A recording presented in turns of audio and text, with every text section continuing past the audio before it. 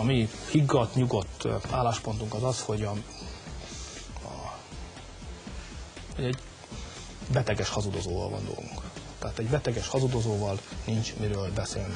Múlt hétfő óta sok minden más, mint eddig volt. Hogyan látja a miniszterelnök saját felelősségét az eseményekhez képest? Mit gondol határozottságról és hajthatatlanságról? Van elképzelése arról, mi normalizálhatná a helyzetet? Egyáltalán lehetségesnek tartja-e legalább a minimális párbeszéd helyreállítását a legnagyobb ellenzéki párttal, ha pedig nem, akkor vajon csak a másik felet okolja ezért? Ma esti vendégünk Gyurcsány Ferenc miniszterelnök.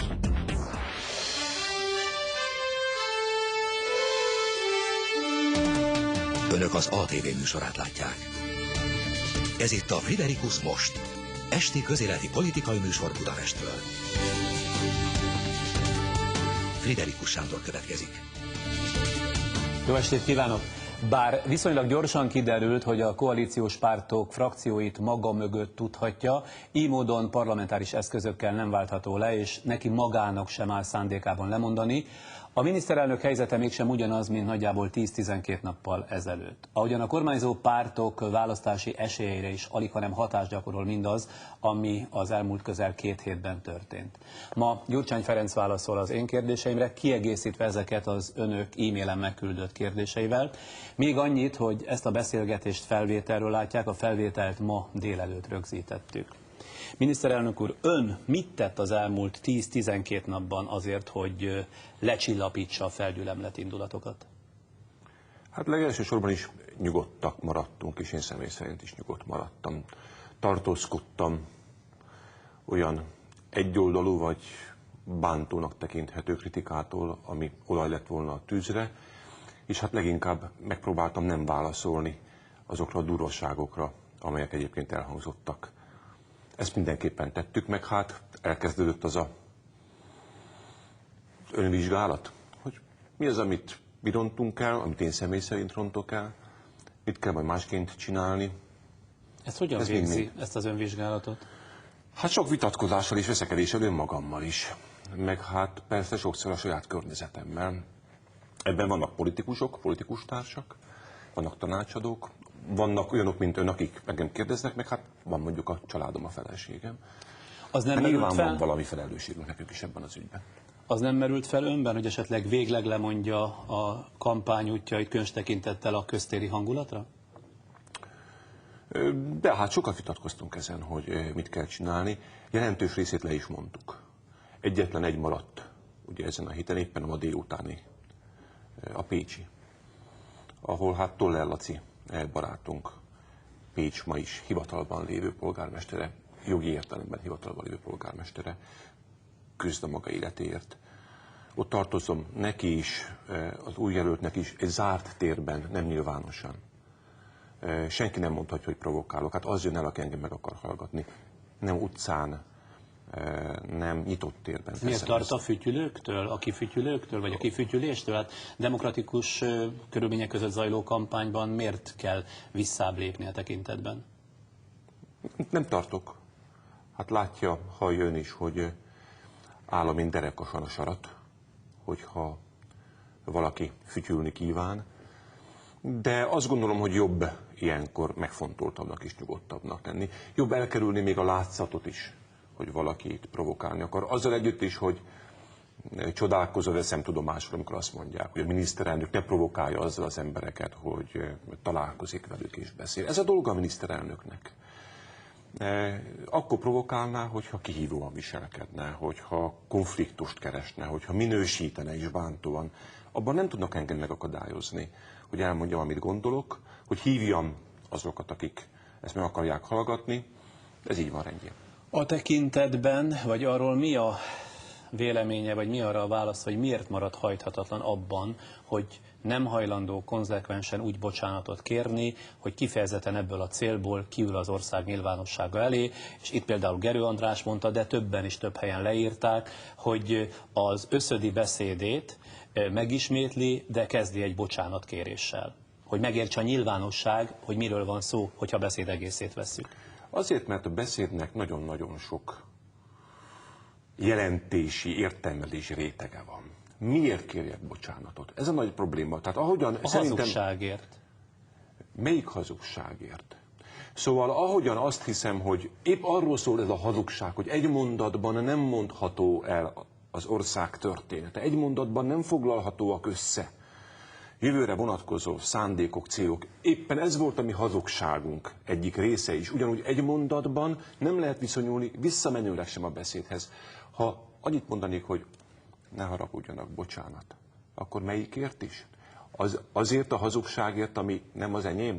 Vagy azért, hogy volt szenvedés után valamennyi szégyenlős bátorság ezzel szembe menni? Összekeverednének a dolgok. Van, amire azt kell mondani, hogy kár, hogy megtörtént, van, amire azt kell mondani, hogy sajnálom, és van, amire azt kell mondani utólag is, hogy nem baj, hogy így történt, nem volt más választásom, ezért egy szóval utólag sem tudok viszonyulni a történethez. Akik azt kérik, hogy egy szóval viszonyuljak hozzá, azok azt kérik, hogy ne tanuljunk abból, amit éppen kritizálok az elmúlt 15 évben. De az eltitkolt, elhallgatott vagy megmásított gazdasági adatokért nem kéne? De ilyen nem volt. Ilyen nem volt. Ez egy alaptalan vád. Abban a beszédben egy ilyen mondat sincsen. Ön olvasta nyilván ezt nem a beszédről van szó, hanem a kampány során, tehát különböző nyilatkozatait, meg a miniszterelnök jelölti vitát, hát erre gondolok. De abban nem volt eltitkolt adat. Soha nem senki. festette föl másnak a gazdaság helyzetét, mint amilyen? Nem néztem szembe azokkal a kihívásokkal összességében és mélységükben és bonyolultságukban, mert jobbat akartam hinni. Ez igaz, de ez nagyon messze van attól, hogy a miniszterelnök tudatosan ferdített, a miniszterelnök tudatosan megmásított, van, aki azt mondja, hogy meghamisított adatokat. Ez már épp olyan hazugság, amivel én szembe szeretnék menni. Nem lehet hazugságokkal szemben új hazugságokkal megküzdeni. Ha azt igénylik tőlem, hogy árnyaltabban fogalmazzak, árnyaltabb legyen a politika, struktúráltabb, mélyebb, akkor én szerintem, akik ezt igénylik, nekik is meg kell próbálni ugyanezt az erényt gyakorolni. Lehet olyat mondani különösen egy miniszterelnöknek, hogy kurva ország? Csak abban az értelemben, mikor az ember egyébként tele szeretettel, meg aggodalommal, ja Istenem, hát most nehogy megsértődjenek rám, azt mondja a saját gyerekének, hogy te kurva kölök, gyere már ide, hát hátra kötöm a sarkadat, hogyha még egyszer ezt vagy azt teszed. Iszonytatóan sok jelentése van egy ilyennek, attól függ, hogy hol, milyen szituációban, milyen módon hangzik el. Azzal együtt kell valamit hozzátenni. Ha valakit ez bánt, ha valakit ez sért, arra azt kell nyugodtan mondani, hogy sajnálom. Ebben a szeretet, az aggodalom, a féltés, a türelmetlen tenni akarásnak a szenvedélyes megfogalmazása volt. Amikor azt mondom a saját fiamnak, hogy te disznókölyök, akkor nem azt gondolom, hogy elvesztette emberi humanoid jellegét a saját gyerekem.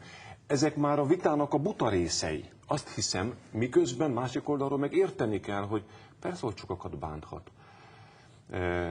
Hogyha elvonatkoztatunk ennek a jelentésétől, környezetétől, itt indokolt azt mondani, hogy sajnálom, de hát értsék, ez nem arról szólt, amit önök gondolnak.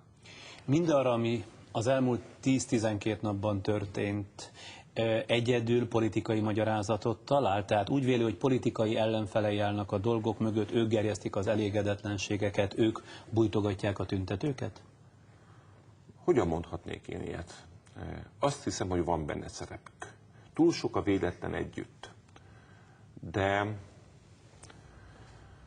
hagyjuk meg azt a lehetőséget, hogy mégiscsak mindenhez semmi közük nem volt, amit nem könnyű hinni, de amíg nem lehet bizonyítani, addig én szerintem csinyán kell bánni a váddal.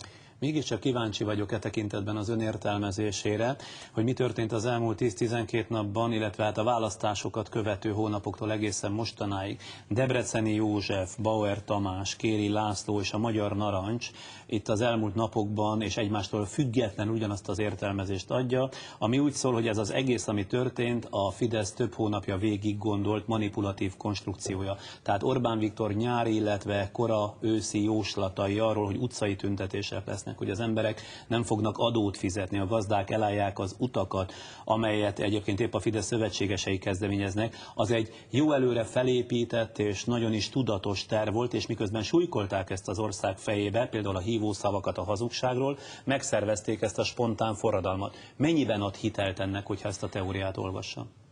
Ez egy valószínű magyarázat, de nem biztos magyarázat. És amíg nem biztos magyarázat, addig semmiképpen ne állítsuk azt politikai ellenfeleinkről, bármit is gondolunk róluk, hogy tudatosan zavargásokat keltettek és készítettek elő, mert ez olyan fajta vád, amellyel egy elemző, egy megfigyelő illetheti valamelyik politikai szereplőt, de demokratikus politikus riválisait nem. Nem fog őszintén hangzani. Nagyon nehéz ebben jót mondani. Mégis azt tudom mondani, hogy szeretném hinni, hogy idáig nem fajulnak az események. De ettől teljesen független egyébként, hogy azért ha szervezte, ha nem. Aki lázadásról beszél, aki azt mondja, hogy radikálisan szembe kell menni a kormánnyal, aki tüzeli az embereket, annak ha közvetlen nem, de közvetett felelőssége egészen biztosan van abban, hogy idáig fajulnak a dolgok. Mert Orbán Viktorról beszél? Orbán Viktorról és társairól beszélek, mert sokakban azt az érzést kelti, hogy amit tesznek, az jó, hiszen azt mondta az ország egyik legbefolyásosabb politikusa, menelevelet ad a radikalizálódáshoz, mert nem fogalmaz tisztán, hogy ezt a fajta politikai vegyesboltot, amit lehet nap mint nap látni és hallani, hogy naponta 3 petíció van, hát hogy mondjam, vadabbnál vadabb követelésekkel, ezeket muszáj egyértelmű szavakkal illetni. Nem lehet oda. Szóval ennyire fontosak a szavak? Úgy gondolja? A politikában a szó az esetek többségében tett. Hát ezért korholjuk magunkat is. Miért van ügy az összödi beszédből? Mert a szó a politikában az tett. Vagy önmagában is, vagy közvetlenül tetté válhat. Elárul valamit rólunk a gondolkodásunkra, aztán jól vagy rosszul fejtjük meg. Kettős beszédet játszik a Fidesz. Az elnöke pedig különösen. Nem tudja eldönteni, hogy parlamentáris politikus, amely egyébként respektálja ellenfeleit és tudomásul veszi a vereséget, vagy éppen néptribun, aki néptribün, bűn. Na most összekeveredtünk ebben a dologban. Aki utcára hívja az embereket, és ha nem ment parlamentáris eszközzel, akkor radikális eszközökkel. Láthatólag ott van a határon. Egyik felé nem akar menni, másik felé nem mer menni. Ez az ő dilemmája, de ezt majd ő meg fogja oldani. Ha már itt tartunk, ön szerint mi a politika és mi a politikus feladata egy társadalomban? Nem az-e, hogy sok ezer érdekcsoport, ami létezik egy társadalmon belül, között valamiféle értelmes kompromisszumot találjon, hogy gyakorlatilag mindenkinek vagy a legtöbb embernek az legyen az érzete, hogy neki is igaza van, ő is jól jár azzal, ami éppen történik. Ez az egyik feladata. Ez az egyik. Bár ebben mindjárt ott vagyunk, hogy közel kerülünk a hazugságvádhoz. Mert hogyha 10 000 között kell kompromisszumot találni, és keresni kell azt a mondatot, amelyben 10 000 belehallják a saját igazságukat, az a mondat az nem tökéletesen olyan, mint ami az én mondatom, mert folyamatos kompromisszumok sokaságával engedem, hogy az ő igazságaikat is belefoglaljuk ebbe, azaz politikusként a közösség képviseletében kell találni egyensúlyt a saját mondataim és a közösség, az egyébként struktúrált vegyes közösség mondatai között. Másik oldalról ez csak a kiszolgálása ám a közösség igényeinek. Van egy másik feladat, bár ezt nem kérdezte. Meghallani azoknak a hangját is, akik ma még nem választók. Azt mondani, hogy az emberek ezt akarják, ezért ezt teszem, ez a populista politikusoknak a szövege. Mert nem csak a mának kell megfelelni, ez az én problémám is. Ha úgy tetszik, az én nagy hazugságom, hogyha vallomást akarok tenni, hogy engedtem magamat csábítani, hogy nagyon a mára reflektáljak. Mi van a holnappal, a holnap utánnal, a meg nem született gyereknek még az érdekeivel? A politikus az vezető, az messzebbre lát, az bekalkulálja a holnap után igényét. Ebben adósak maradtunk. Megteheti politikus, bármely politikus, hogy akármilyen szituációban, de különösen mondjuk választások előtt, ha választást akar nyerni, elmondja a teljes igazságot? A legnagyobb dilemmája minden politikusnak. Most például ezen választások előtti periódusban ön hogy járt el, ha egyáltalán ez dilemma volt? Itt a legnehezebb jól és pontosan fogalmazni. Úgy jártunk el, azt hiszem, mint a politikusok 99%-a is, időnként mi magunk sem szerettük önmagunkat. Mutattuk a saját magunk szebbik arcát, és mutattuk sokkal inkább a jövőben rejlő lehetőséget, és kevésbé a jövőben rejlő kockázatokat. Úgy csináltunk, mint egy udvarló. De az ilyen jól fölismeri, mint ahogy az előbb elmondta, hogy ez menet közben bekövetkezett fejlődés történet? Szóval miért nem csinálták akkor úgy, vagy miért nem csinálta úgy? Hát épp azt mondom, hogy így csináltuk. És így csináljuk mindig. Nagyon nehéz megmondani, és az elmúlt 2 hét egyik legnagyobb dilemmája, hogy mi itt a helyes és mi a morális, mi a racionális. Én azokkal az egyszerű kijelentésekkel nem nagyon tudok mit kezdeni, amikor azt mondja egy politikus, hogy ő soha nem hazudott.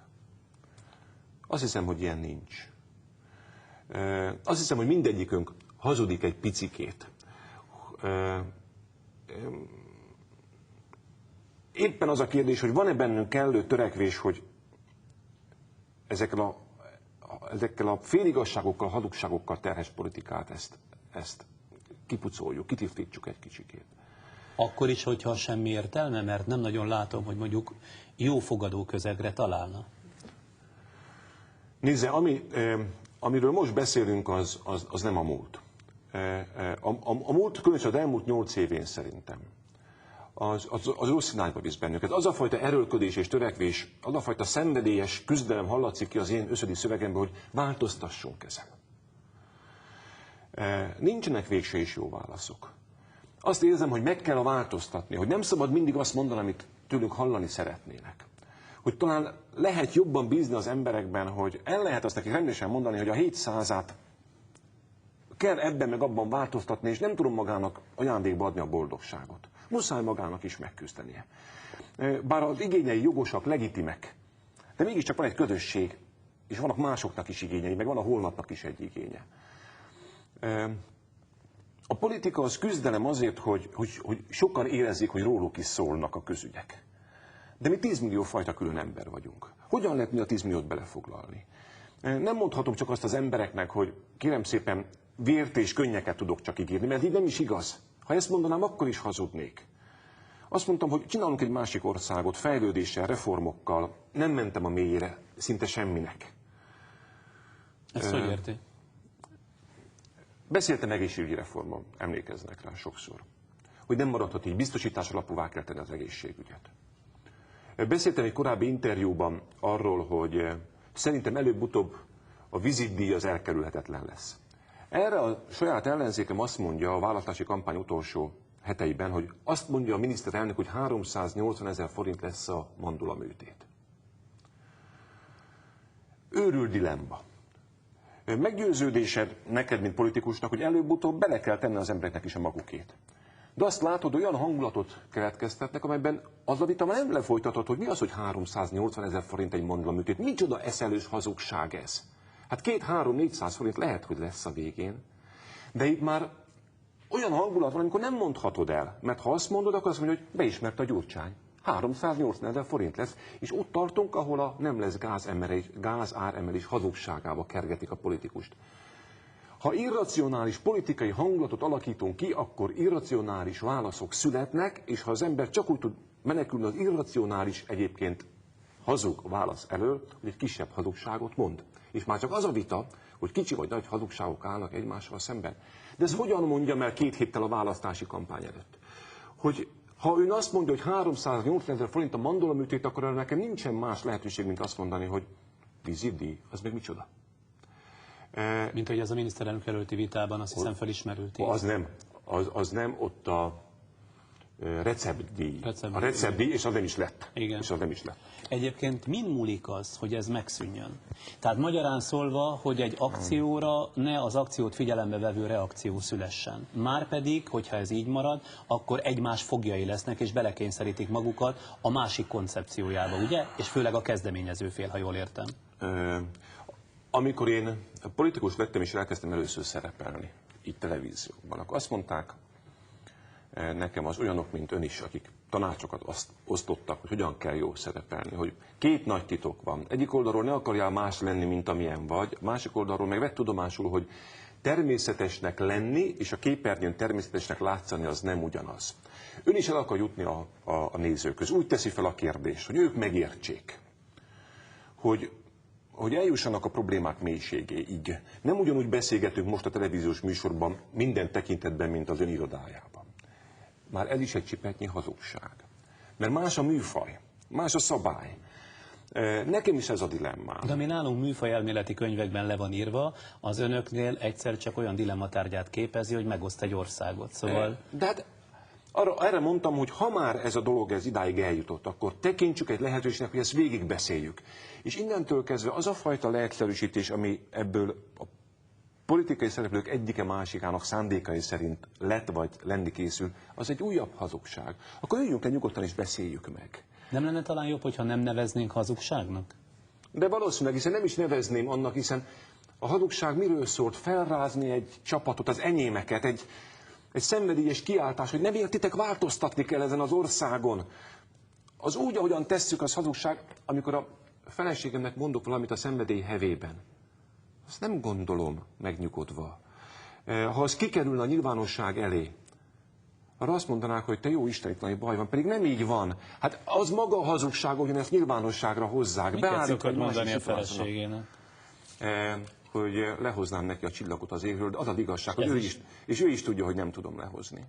Na, akkor innen folytatjuk, nem sokára folytatjuk Gyurcsány Ferenc miniszterelnökkel. Most jön egy kis szünet, de nem menjenek messzire, kérem. A Fidesz számára csak olyan válságkezelő program fogadható el, ilyen pedig létezik, amely a munkanélküliséget csökkenti, a munkahelyeket növeli, a hazai kis- és középvállalkozókat megerősíti, és ezáltal, bocsánatot fejezem be kérem, és ezáltal nem mond le több 100 000 magyar, dolgozni akaró és tudó magyar munkaerejéről, mert ez a legnagyobb problémák. Tehát egy adócsökkentésre épülő, gazdasági növekedést erősítő, válságkezelő programot képviselünk. Ez nem karácsonyfa, ez egy komoly, szakértők által kidolgozott, nyilvánosság előtt megvédett program.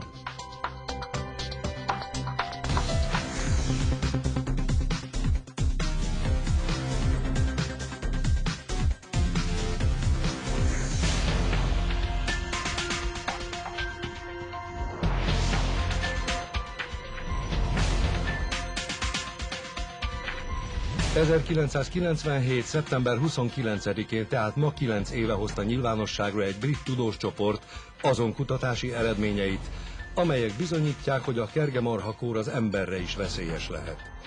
A súlyos idegrendszeri elváltozást, majd elhullást okozó marhabetegséget, a szivacsos agysorvadást a 80-as évek közepén észlelték először Nagy-Britanniában. A kórt egy vírusnál is egyszerűbb élőszervezet, a prion okozza, amelyet feltehetően állati hulladékból készült takarmány útján 180 000 tehén kapott el.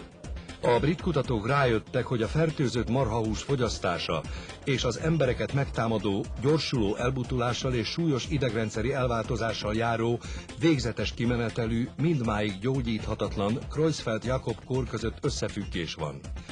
A krízis tovább gyűrűzött, s bár Magyarországon még nem találtak fertőzött marhát, Németországtól Spanyolországon át Szlovákiáig számos országban igen. A kergemarhakór nyomán a marhahús exportja bedugult, ez a húsáruk drámai ár- és fogyasztás csökkenését vonta maga után, az Európai Unió pedig szigorú vágóhídi ellenőrzési szabályokat léptetett életbe.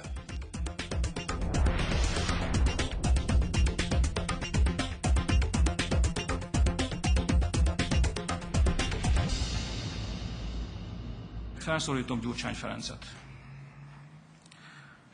Ha azon töri a fejét, hogy utcára küldi provokátorait,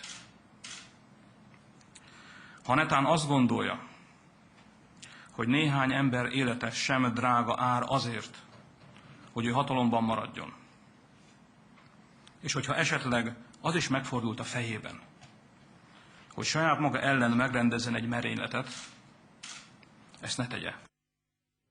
Visszajöttünk és folytatjuk a beszélgetést Gyurcsány Ferenc miniszterelnökkel. Ha már itt Áder Jánost idéztük vissza, honnan jött ez a Fidesznek? Tehát mit hallhattak, ami alapot adott egy ilyen mondat kimondására, vagy ilyen felszólításra? Nem tud úgy provokálni, hogy valami csúnyát mondjak erre. Nem, érdekel, mert nem értettem. Ez olyan derültékből villámcsapás volt. De nem ez volt az első és az utolsó, attól tartok. Hát most hogyan lehetne ezt minősíteni? Most őszintén. Hát valaki azt gondolja, hogy fogom a magamat, és valakit megkérek, hogy legyen kedves, és bántson, vagy szúrjon hasba? Micsoda agyament dolog ez, őszintén szólva. Hát mi lenne, hogyha mértéket próbálnánk megtartani? Micsoda elfajult gondolkodás ez? Hát nyilván abból indult ki mondjuk, hogy a tévészékház elleni ostromot is azért én olvastam, hogy az önnyakába varják, meg aztán amikor a választás előtt történt, ugye volt egy olyan hír, hogy szlovák merénylők esetleg robbantani fognak Magyarországon. Ezeket mind-mind utóbb az ellenzék úgy magyarázta, hogy ehhez köze volt önnek, vagy legalábbis a kormánynak.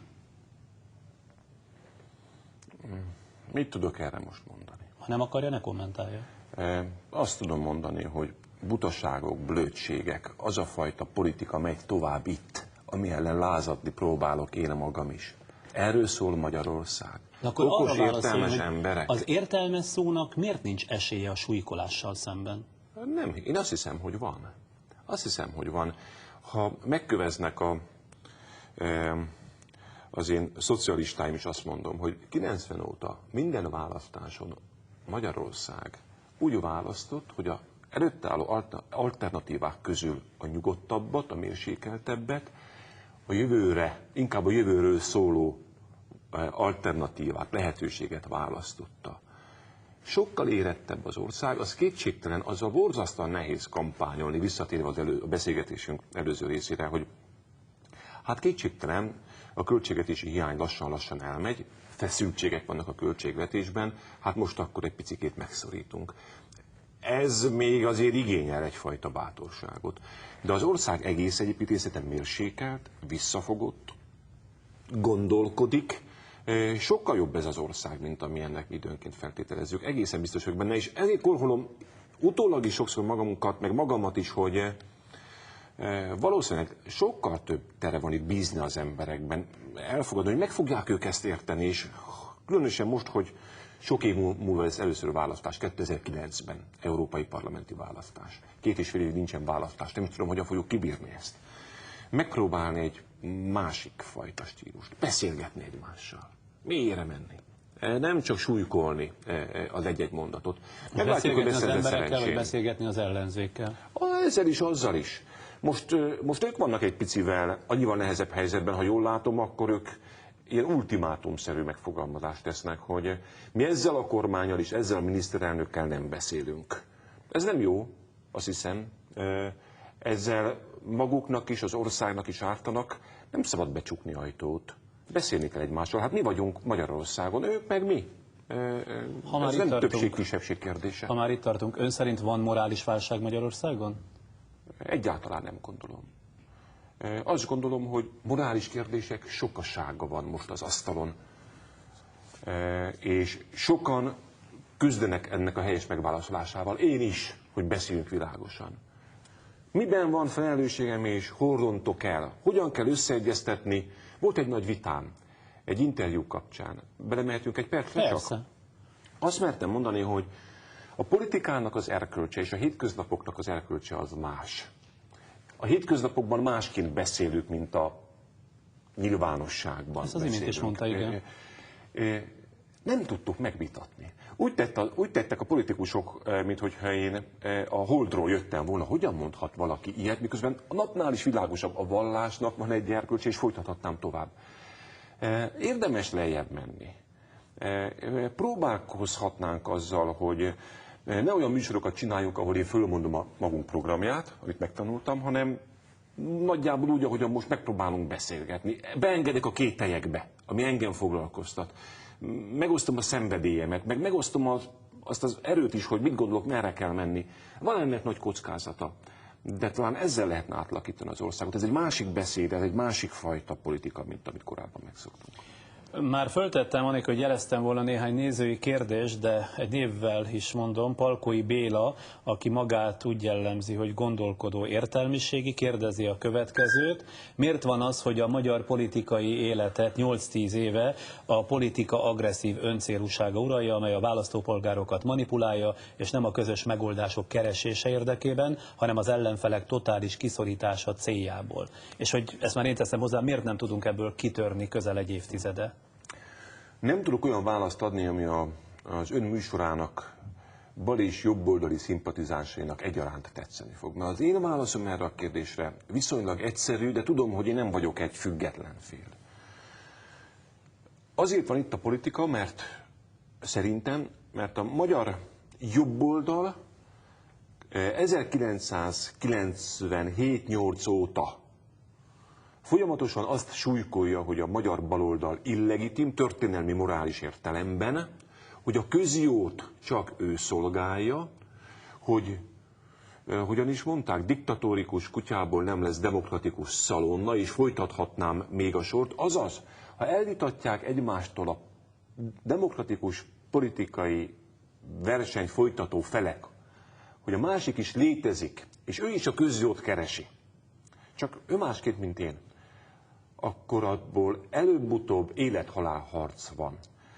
Ha a jobb oldal részben a két világháború közötti hagyományaira alapozó úgy gondolja, hogy ő a Szent Korona államának egyetlen törvényes, legitim, történelmi értelemben jogosult képviselője, mindenki más illegitim. Ha erre a baloldaliak, közöttük a baloldali értelmiség egy része úgy gondolja, hogy a 80-as évek nagy modernizációs reforma mozgalma velünk kezdődött, a balliberális értelmiséggel. Mi modernizáljuk Magyarországot, ha mi nem lennénk, akkor még mindig gatyában rohangálna Magyarország. Volt egy ilyen hírhedt megjegyzés valamikor a 90-es években.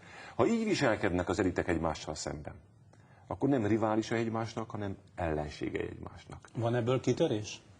Az, hogy nekem el kell fogadni, hogy a jobb oldal épp olyan legitim politikai képviselője a demokratikus Magyarországnak, mint a bal, hogy az ellenfeleimhez érzelmi alapon nem közeledek, hogy az ellenfeleim méltóságát védem, hogy normális emberi viszony marad közöttünk, és például merünk egymásnak köszönni, amiről leszoktak bal és jobboldaliak. A jobboldal kezdte 98-ban. Megtiltották, hogy beszéljenek velünk baloldaliakkal. Mert az már árulás, hogy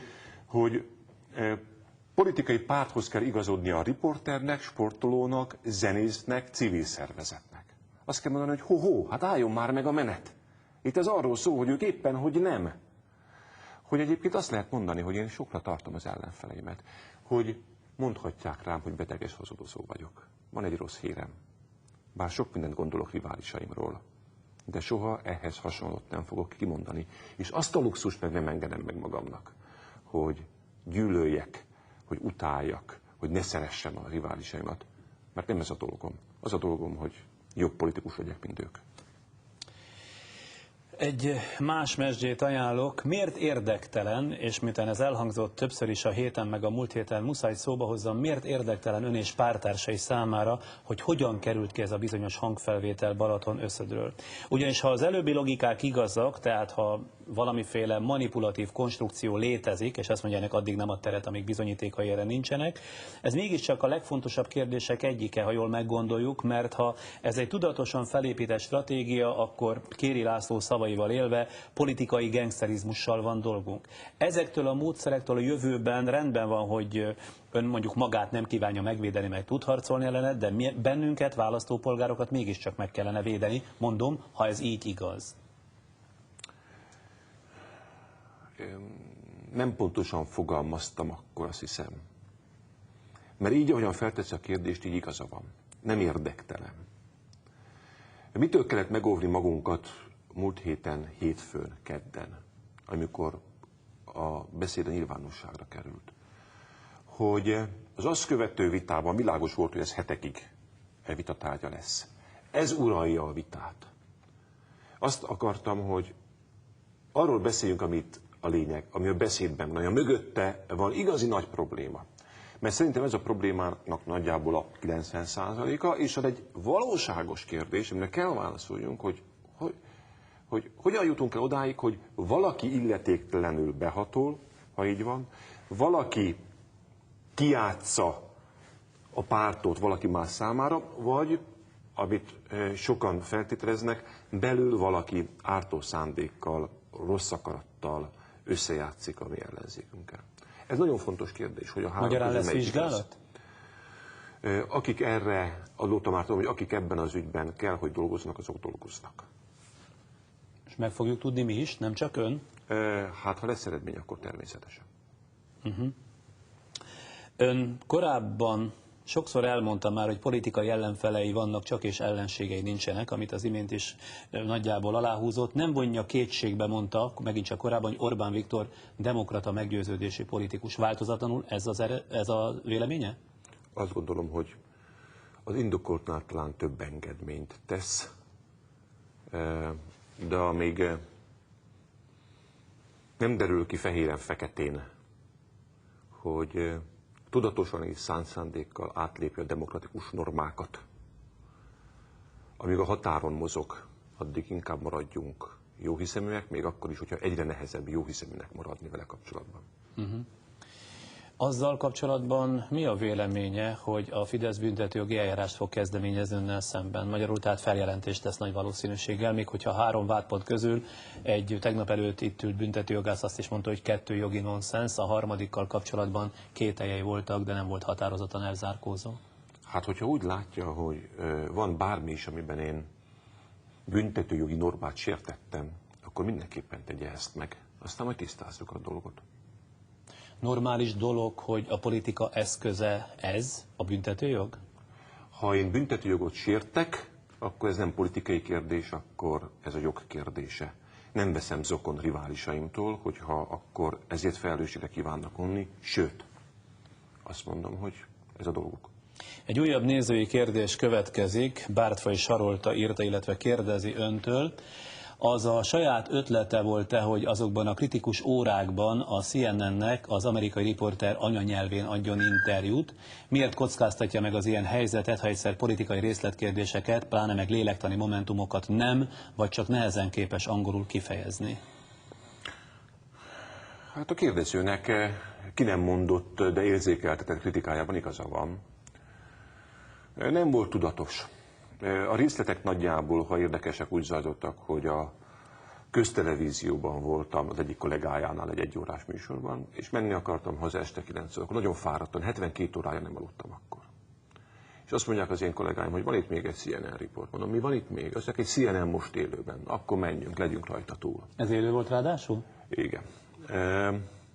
És utána végeztük az élővel, meg ott egy élőanyag, akkor ott mindjárt, mert a másikra utalhat nyilván a néző, ott helyben meg felvettünk egyet ugyancsak a CNN-nek. Ma utólag azt gondolom, hogy nem kellett volna. Persze, mert az ember nagyon fáradt, mert érzékeny a kérdés. Természetesen messze van a tökéletestől az én angolom, még azzal együtt is, hogy elképesztő büszke vagyok arra, én felnőtt fejjel tanultam meg angolul, és teszem a dolgomat, és fesztelenül tárgyalok, de ez egy különleges, nehéz helyzet. Mindenki azt mondta utólag, én is, hogy hát miniszterelnök úr vagy Feri, ezt jobb lett volna csinálni anyanyelvünkön. Nem kell nekem versengeni a CNN anyanyelvi riporterével. Visszatérve arra, az előbb említett egy komoly dolgot, és akkor csak lendületben volt, nem akartam megakasztani. Ha az ellenzék képviselői mostantól nem fognak szóba állni a kormánnyal, hogy Orbán Viktor mondta, ugye a kormány számukra nincs is, az független a dolog megítélésétől praktikus következményekkel is jár, ugye? Számol ezzel, vagy ezekkel? Mi lehet a praktikus következmény? Most tényleg nem fogják interpellálni a kormányt? Nem lesznek azonnali kérdések? A kormány képviselői, ha megjelennek a parlamenti bizottságokban, akkor az ellenzéki pártok kivonulnak onnan? Lehazugozzák önt. De az nem azt jelenti, amit kérdezett, hogy nem vesznek rólunk tudomást, és nem állnak velünk szóba. Hát van egy alkotmányos rend, van a kormánynak a dolga, az ellenzéknek pedig lehetőségei döntően. Ők nem fognak írni ezekkel a lehetőségekkel, nem gyakorolják a kormány fölötti ellenőrzési jogot. Én szerintem butaságot tennének, hogyha ezt tennék. Szóval azt hiszem, most magunk között szólva, pár százezer néző előtt, ez egy elhamarkodott ötlet, Szerintem bejönnek a parlamentben, tenni fogják a dolgokat. De ha nem ülnek le önnel vagy önökkel tárgyalni, tehát nem találnak soha kompromisszumot, mert már tárgyalási készség sem lesz? De hát ezt meg fogjuk látni a bizottságokban, meg fogjuk látni az interpellációkban. Azt gondolja, hogy jövő héten engem nem fognak interpellálni? Azt gondolja, hogy jövő héttől nem lesz napirend előtti hozzászólásuk? Azt gondolják, hogy nem vesznek részt a bizottsági vitákban? Hát dehogy nem. Hát biztosan részt fognak venni. Én szerintem ez egy nem végig gondolt, felszínes kommunikációs megjegyzés inkább. El nem tudom képzelni. Úgy gondolja a legjobb ellenzéki párt, hogy megszűnik parlamentáris ellenzékként létezni. Ha meg létezik, akkor gyakorolni fogja a jogait pedig csak a kormányhoz kötődően tudja gyakorolni. Így aztán szerintem ennek nem kell sok hitelt adni. Az Orbán-féle közjogi megítélésből, függetlenül attól, hogy van ennek igazsága vagy nincs, hogy holnap utáni választás, tehát az önkormányzati választás nem csupán az önkormányzati választás a sok közül, tehát hogy egy a sok közül, de például a listás szavazatokból a kormánnyal szembeni bizalom mértéke is kiolvasható lesz. Ennek mennyi hitelt ad? Hát sok mindent ki lehet olvasni. Én szerintem van, aki zacból próbál megolvasni, más olmotönt. Mit fog kiolvasni mondjuk Veszprém városának szavazataiból, ahol nincsen listás szavazás? Mit fog kiolvasni abból, hogy a budapestiek meg fogják védeni a baloldaliak és a liberálisok közös polgármesterét? Mit fog kiolvasni arról, hogy a szegediek egészen biztosan nem kívánják azt vissza, ami Botka László előtt volt? Azt fogja kiolvasni az ellenzék vezére, hogy mégsem úgy áll a dolog, mint hogy ő szerette volna? De én azt látom, hogy mára már ennél kevesebbet mond. Ma már nem lázadást akar, ma már nem népszavazást akar, ma már csak egy dolgot akar, hogy Gyurcsány Ferenc menjen el. Neki ez egy ilyen személyes küzdelmévé vált. Egyébként erre van megfejtése, hogy miért? Hát én nem vagyok ebben jó, nem is ez a szakmám.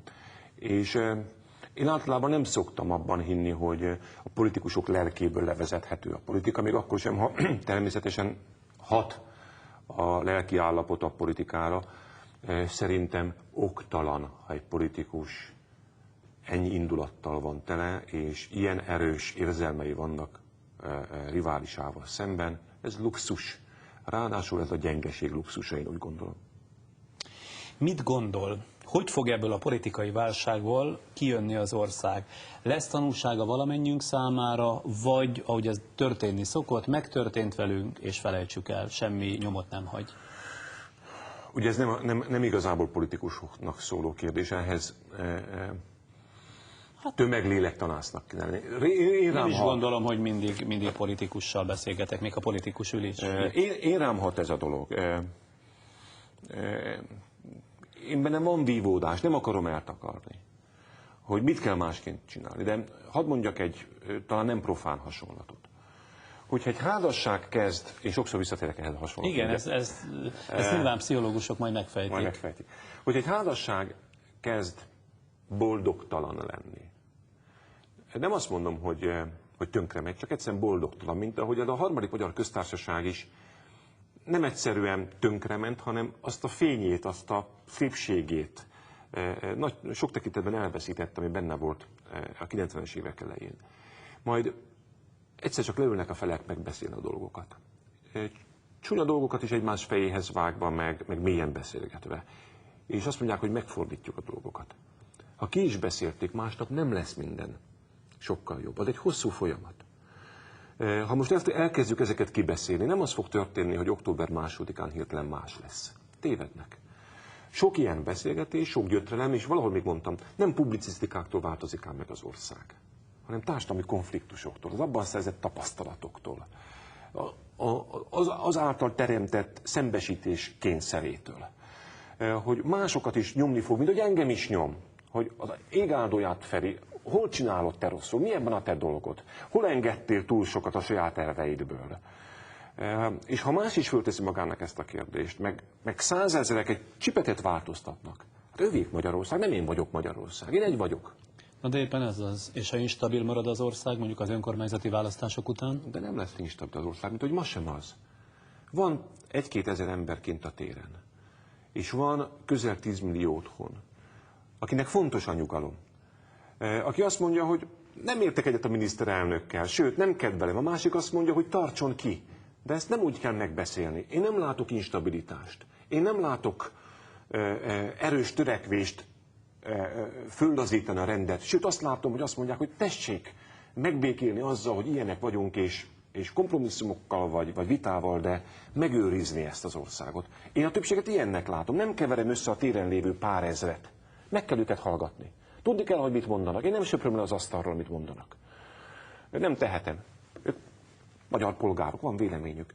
De nem ők Magyarország, ők is Magyarország. Ez nagyon fontos. És azok is, akik meg nyugalmat, rendet szeretnének, akik azt mondják, hogy csináljuk ezt meg. No, innen folytatjuk nem sokára. Ide most megint egy kis szünetet iktatunk, reklám fogja kitölteni. Utána még mindig, jó néhány percig folytatjuk Gyurcsány Ferenccel. Rövidesen tehát újra itt leszünk. Én azt tudom mondani, hogy ha elfogadjuk, hogy demokráciában élünk, akkor meg kell várnunk, hogy erről a helyzetről mit mondanak az emberek. És október 1-én meg fogjuk tudni, hogy az emberek mit gondolnak. Van-e még bizalom, vagy azt megvonják? Támogatják-e a hazugság politikáját, vagy azt mondják, hogy ebből elég volt? Ez szerintem kiolvasható lesz az október 1-i választási eredményről. Ezért mondom, hogy miközben ez egy önkormányzati választás, valójában szinte népszavazássá is átalakult már az emberek fejében. És utána felelősen dönteni kell a kialakult helyzetben. Én a 3 pontos csomaghoz, 3 pontos javaslathoz szeretnék visszatérni. Korlátozott mandátumú szakértői kormány, felelősség kérdése és garanciák, hogy ez még egyszer ne fordulhasson elő.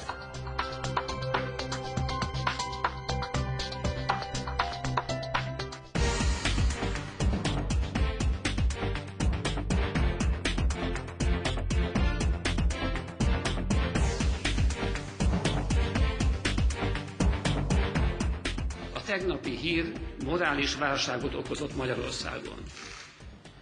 A miniszterelnök reakciói ezt a válságot fokozták, mert személyes felelősségét összemosta az utóbbi 16 év politikájának értékelésével. Semmilyen cél nem igazolhatja, hogy bárki a demokráciába vetett bizalmat kockáztassa, még kevésbé, hogy ezt tudatosan, sőt büszkén tegye. Ennek nyilvános elismerését várom a kormányfőtől. A műsor utolsó harmada következik Gyurcsány Ferenccel. Azt hiszem, amit most az államelnök mondott, azt nagyjából megbeszéltük a morális válság kategóriát, viszont oda-vissza kapcsolódnék, amit a reklámszünet előtt mondott, tehát a téren állókra reagált. Amikor a Kossuth téren nap mint nap, hogy idézzem az itt ült alkotmányjogászt, alkotmányjogi képtelenségek hangzanak el, például adóbe nem fizetésről, alkotmányozó nemzetgyűlésről, és így tovább. Hol marad az önök ellenállása? Ha ezekben az ügyekben ugyanis gyengeséget mutatnak, és nem verik vissza az ilyeneket, már pedig nyilvánosan nem nagyon hallottam ezt, akkor nem tartanak-e attól, hogy akik józanok, akik mondjuk hittek a demokráciában, vagy hisznek a demokráciában, meg a szólásszabadsága határában, azok is elbizonytalanodnak? Szerintem olyan erővel kell ezekre válaszolni, mint amilyen erőt ezek képviselnek. És szeretnék elegánsan fogalmazni. Én úgy látom, hogy ezek a javaslatok, ezek a megjegyzések érdemi, intellektuális, politikai és erővel és emberi hitellel nincsenek kellőképpen alátámasztva. Ezért ezeknek a befolyásoló ereje csekély. Ha a befolyásoló ereje csekély, akkor vele szembe állított erőnek sem szabad túlzónak lenni. Azaz helyesen tette a házelnök, gondolom a köztársasági elnök úr és a kormány is, hogy hát nagyon visszafogottan és csendesen reagál ezekre. Ebben megállapodtak itt járban? Mi erről beszéltünk. Ha már a stílus többször szóba került a mai beszélgetésben, mi bántja jobban, ha önt lebeteges hazugozzák nap mint nap, vagy ha teszem azt Orbán Viktor Almuniát, az Európa Bizottság pénzügyi biztosát osztja ki innen Magyarországról, ahogy tegnap a műsorban, illetve a Duna TV-ben tette? Hogy engem milyen jelzőkkel illet az ellenzék vezére, ez őszintén szólva nem nagyon bánt és nem nagyon zavar, nincs ehhez nekem személyes viszonyom. Azt gondolom, hogy egy demokratikus, magát polgárinak mondó politikus az ennél kiegyensúlyozottabban és mérsékeltebben fogalmaz, különben önmaga fejére hullik vissza a kritika. Amit viszont Almuniáról mond, és ahogyan mondja az ellenzék vezére, az országnak árt. Árt miben az országnak? Hát mit gondol, akit ilyen módon sértenek sok tekintetben, tisztességében rágalmaznak, az Magyarországgal szemben könnyen fog táplálni nyugodt, kiegyensúlyozott érzéseket, vagy inkább távolságtartó lesz és rezisztens? Múlik ezen valami? Az emberi viszonyokon sok minden múlik, hát hogyne. Az múlik, hogy meg tudjuk őrizni egymással szemben a jóhiszeműségünket.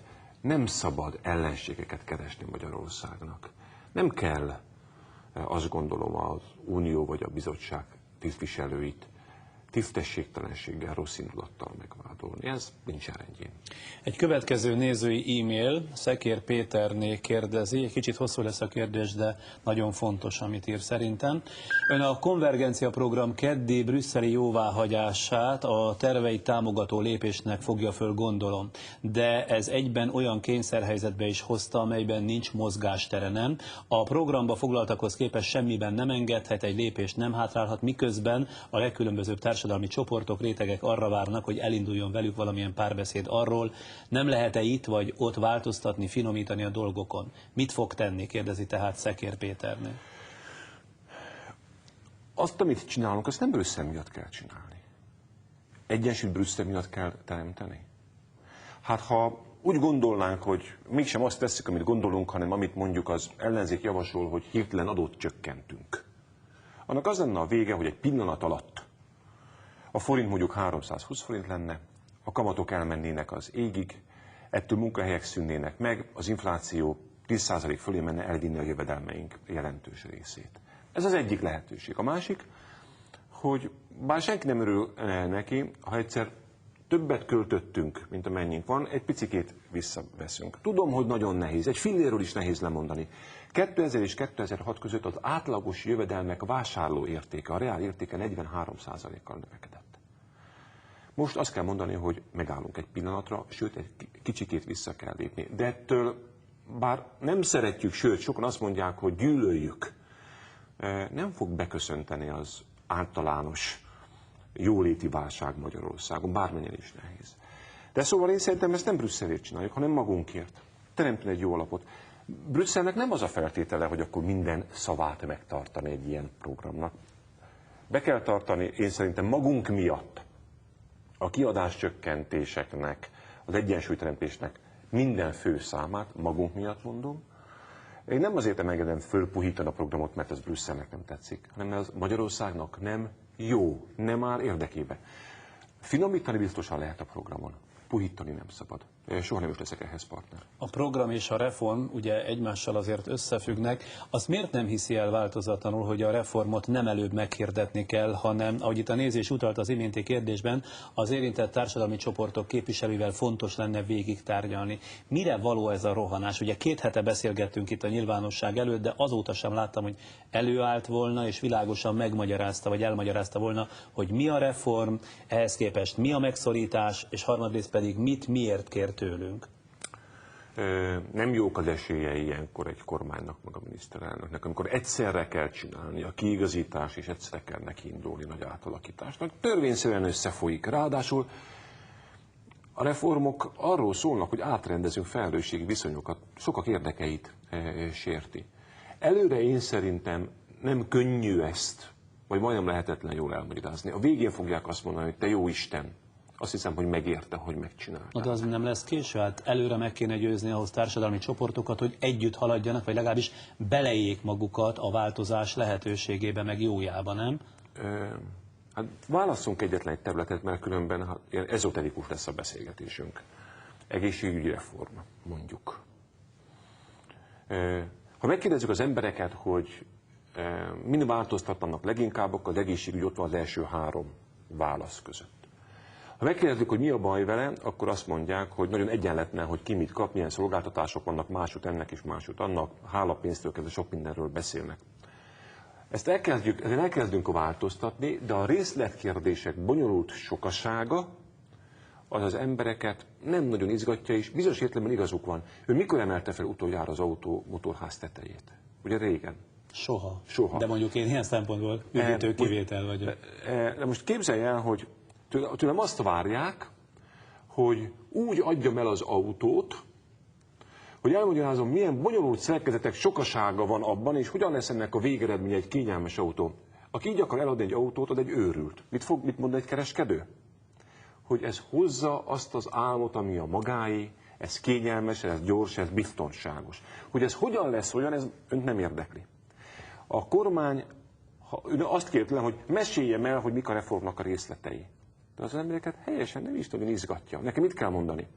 Ebből a végén igazságosabb lesz, ebből a végén jobb minőségű egészségügy lesz, ebből a végén nem lesz állandó finanszírozási probléma. Azért két válaszom is van. Egyrészt, aki a részletekbe be van avatva, mint mondjuk a patikusok, azok azért ennél differenciáltabban fogalmazzák meg a problémát, ha én jól figyelem. Másrészt pedig, akik egy másik oldal szimpatizánsai, azok épp úgy bele kell, hogy ebbe az egészbe vonódjanak, és ők már kétségeket fogalmaznak meg, ez pedig egy elég jelentős sokaság, hogy tudnék, mi van akkor, ha megint nem mond igazat, de ezt zárjuk is talán le, mert erre válaszolt elég kimerítően, mi van akkor, ha téved? A tévedés kockázatát hogyan tudja megtagadni úgy önmagától, hogy nem egy komplex magyarázatot ad a problémára, és ahhoz képest megmutatja a 2-3 év múlva a bekövetkező perspektívát? Nem, itt két különböző dologról beszélünk én szerintem.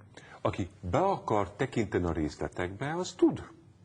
Itt az a kérdés, hogy el tudjuk-e mondani 10 milliónak a részleteket, sőt a 10 millió akar-e megismerkedni a biztosítás alapú egészségügy finanszírozási kérdéseinek milliónyi részleteivel, vagy nem? Na de nagy vonalakban, ha ma lemegyünk az utcára, ön szerint 100 emberből hány fogja tudni visszamondani azt, hogy mi az, hogy egészségügy reformja? Őszintén leszek önhöz. Nagyjából annyi, amennyi meg tudja mondani 100 autótulajdonosból, hogy mi az az ABS.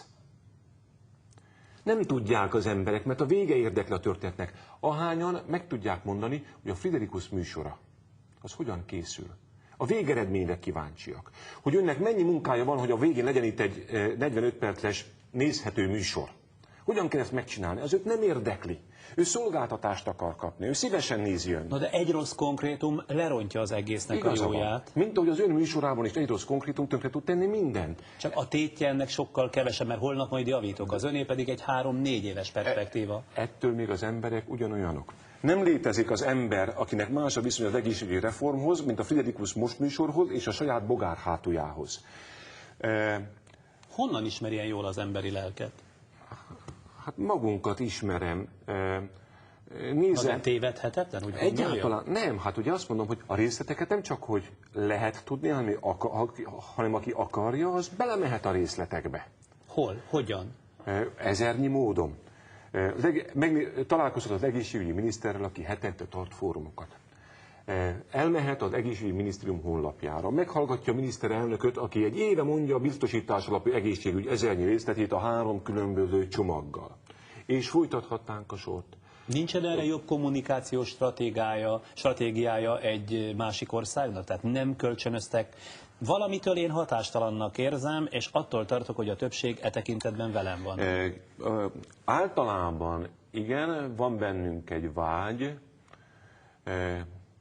hogy azt mutassuk magunkról, hogy racionális mérlegelés alapján minden részletet ismerve okosan döntünk, hogy mi jó és mi nem jó, és közben 2 nappal ezelőtt Görögországban, talán éppen Athénban a tanárok, mert az óraszámokat emelik, 10 vagy 100 ezeres tömegben tüntetnek, és a rendőrök neki mennek. Ezzel egy időben a német munkaügyi szabályozás átalakítása ellen mondjuk 100 000-ek tüntetnek. A modern tömegdemokráciában, ahol nagyon sok mindent tudunk a végeredményről, szinte beláthatatlanul keveset tudunk a részletekről, és miközben szeretnénk részesei lenni a folyamatnak, nagyon nehezen tudunk, mert professzionalizálódik a politika. Ez egy nagy konfliktus. De miközben ilyen szenvedélyes, van azért időnként komoly kétsége önmaga hitével, meggyőződésével kapcsolatban? Attól függ, hogy mire vonatkozóan. Hát például a reformokra. Ugye, a kérdése így csapda, hogy az egészségügyben reform kell, és biztosítási alapú egészségügy kell, mérhető viszonyok és magánérdekeltség is kell, ebben semmi. A részletekben 1000. Hát 1000. Hát ezért kérdeztem az imént, hogy akkor honnan tudja, hogy amit ígér, az 2 év múlva azt hozza-e, amit remél? Hogy kellő körültekintéssel, nagyon sok vitában, sok mindenkit meghallgatva, én is megpróbálok végeredményre jutni magamban, És arra is biztatok mindenkit, és én megteremtem a feltételeit, hogy más is megpróbálja ugyanezt. Hogy ne az alapján döntse, hogy kinek van igaza, hogy kinek tetszik jobban az egyik vagy a másik párt, hanem akarjon a mélyére menni, én segítek ebben a történetben, de nem tudom megsporolni azt a szenvedést, ami az én szenvedésem is. Sokszor elmondom, hogy olvasok itt egy cikket az internetes naplomban, még azt is elmondom, milyen könyveket olvasok, milyen cikkek hatnak rám. Aztán valaki megpöröl velem, hogy a miniszterelnöknek nem az a dolga, hogy megossza a kételjeit. Én meg azt mondom, hogy de igen, az is. Meg aztán megossza a meggyőződését is. És tegye vita tárgyává mindegyiket. Van, aki szereti, hogy ilyen vagyok, van, aki meg nem szereti. Én nem gondolom, hogy csak azok a megoldások vannak, amelyeket mi javasolunk. Egyáltalán nem. De az a dolgom, hogy végül elhatározásra jussak. Ma arra az elhatározásra jutottam, hogy az elmúlt hetekben muszáj megváltoztatni egy sor dolgot. Engem vagy képes leszek rá kormánnyal, pártjainkkal együtt, hogy ehhez támogatást szerezzünk, hogy az emberek azt fogják mondani 4 év múlva, hogy miniszterelnök úr, jó volt önnel, de az az igazság, hogy most másról szeretnénk. De én szerintem 2010-re meg fogjuk nyerni ezt a meccset. Újabb nézői kérdés következik, ez tulajdonképpen már egy igazi ilyen interjút záró kérdés Romhányi Zoltáné, aki azt kérdezi, hogy mi ez az óriási különbség az első fél év lendületes, jól beszélő, koncepciókat megfogalmazni tudó Gyurcsány Ference és a mostani botladozó ember között. Parancsoljon, mintha csak én kérdeztem volna. Az őszödi beszéd óta mindenki tudja, hogy magam is küzdöttem. Hogyan lehet ezt jól elmondani? Nem önmagunkhoz képest. Hogyan lehet elmondani az utolsó 16 évhez képest? Hogyan fogom tudni megértetni az emberekkel, hogy mikor új Magyarországról beszéltem, akkor nem csak hidakról beszéltem, meg utakról, hanem egy új mentalitásról beszéltem. Hogy igazából szerintem én szeretnék polgári Magyarországot egy vitatkozós, erős autonómiával. Nem pedig azok, akik azt állították az elmúlt években Magyarországról. Hogy próbálok egyszer megérteni minden részletet, megosztani a kételjeimet, de ugyanakkor határozottan is menni előre, hogy nincs más út. Együtt tartani bonyolult ügyeknek a sokasságát. De azt hiszem, hogy ha van ennek az egész összödi beszédnek és az abból kialakult sok-sok vitának egy nagy előnye az az, hogy megoldott egy nagy problémámat.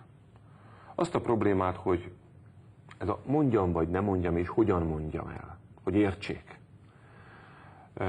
Hogyan szembesítsem az emberek sokaságát, hogy merjek-e hinni, hogy el tudom magyarázni nekik.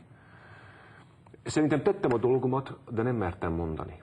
A cselekvés bátorságához nem párosult a beszéd, a kifejtés bátorsága. Féltem, félig mondtam, el akartam bújni a saját igazságom elől is. De azt nem érzékel, amit itt rejtettem, vagy talán nem is annyira rejtettem, a néző megfogalmaz, hogy mintha nem egykori vagy fél év ezelőtti önmaga lenne? És a kérdésben az is benne van, hogy mikor és mitől fog magához térni. Dehogy nem, hát érzem, hogy a teljesítményem az vitatottabb. Érzem, hogy hullámzik. Érzem, hogy az a fajta meggyőző erő, ami benne volt, az ma nincs úgy bent.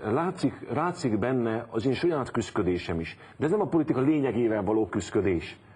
Hát szenvedélyesen is milyen hiszek benne, hogy ezt kell csinálni, csak azt nem tudtam, hogy hogyan mondjam el ezt, itt vagy máshol.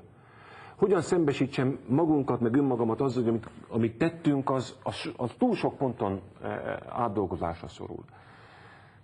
Talán magamban sem hittem, meg talán a saját választóimban sem, hogy ezt meg tudom csinálni, ők meg fogják érteni.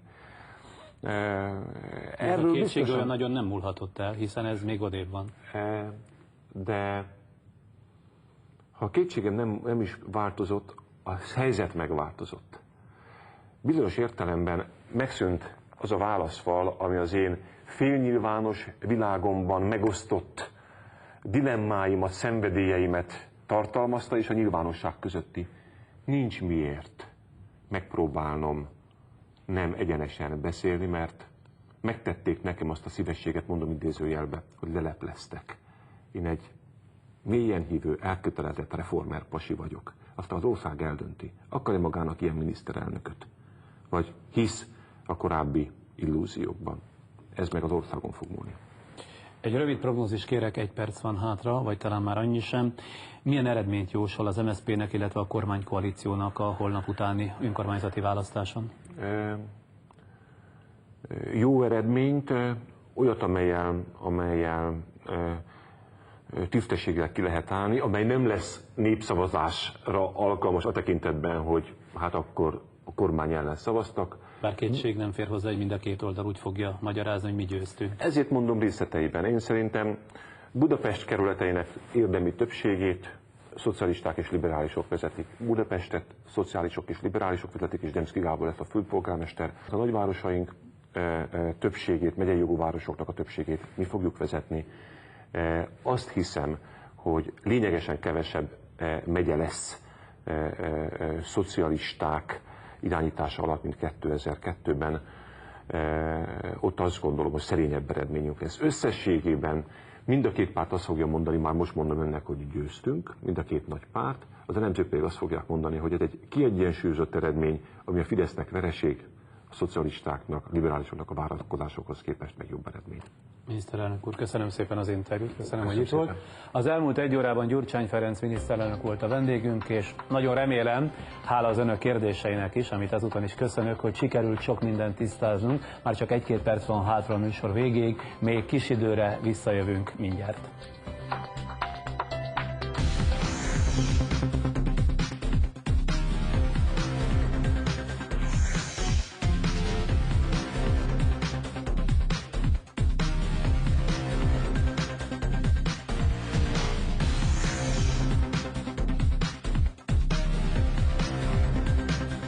Akkor már csak annyit, hogy utánunk következik Gréci Zsolt, Van képünk hozzá című műsor, amelyben fiatal újságírók ülnek egy asztalnál, és képekkel illusztrált híreket kommentálnak, legalább kétféle nézőpontból. Hétfőn pedig nagy valószínűséggel, hogy a legtöbben mi is el leszünk foglalva a vasárnapi önkormányzati választások eredményének értékelésével, kommentálásával.